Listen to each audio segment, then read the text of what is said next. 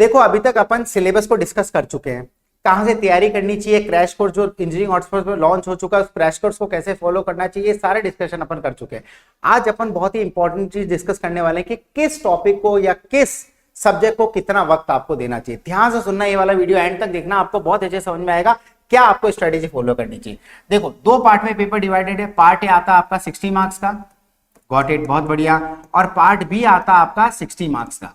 फर्क क्या है? फर्क यह है कि बेटा पार्ट ए में अगर आप x टाइम दे रहे हो, पार्ट ए में अगर आप x टाइम दे रहे हो तो पार्ट बी में आपको 3x टाइम देना है। तो ये पता होना चाहिए, अगर पार्ट ए की तैयारी कर रहे हो और पार्ट बी की तैयारी कर रहे हो तो आपको पता होना चाहिए पार्ट ए की तैयारी और पार्ट बी की तैयारी में डिफरेंस है। पार्ट ए में अगर आप 10 घंटे दे रहे हो तो पार्ट बी में आपको 30 घंटे देने चाहिए।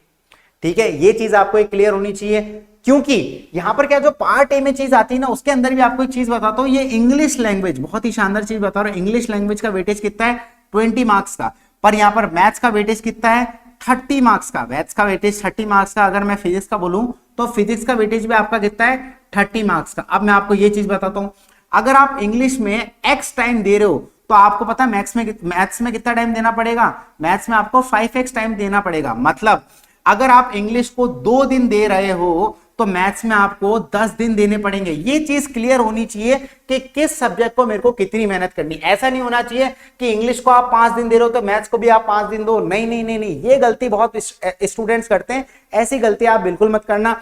आपको पता होना चाहिए कि रीजनिंग को अगर मैं 4 दिन दे रहा हूं तो मैथ्स को मेरे को 10 दिन देने पड़ेंगे। ये बात क्लियर होनी चाहिए कि किसको कितना वक्त आपको देना है, ये सारी स्ट्रेटेजी आपकी क्लियर होनी चाहिए। तो मैं शॉर्ट में आपको बता रहा हूं कि पार्ट ए में आपको 1/3 मेहनत ही करनी है पार्ट बी के कंपैरिजन में, और इसमें भी इंग्लिश में सबसे कम मेहनत करनी है और सबसे ज्यादा नंबर आपको मिलते हैं। इंग्लिश 20 नंबर की आती है, मैथ्स 30 नंबर की आती है, तो आपको पता होनी चाहिए 20 नंबर मैं 2 दिन में ला सकता हूं, बट ये 30 नंबर मेरे को 10 दिन लगाने पड़ेंगे, मेहनत करनी पड़ेगी।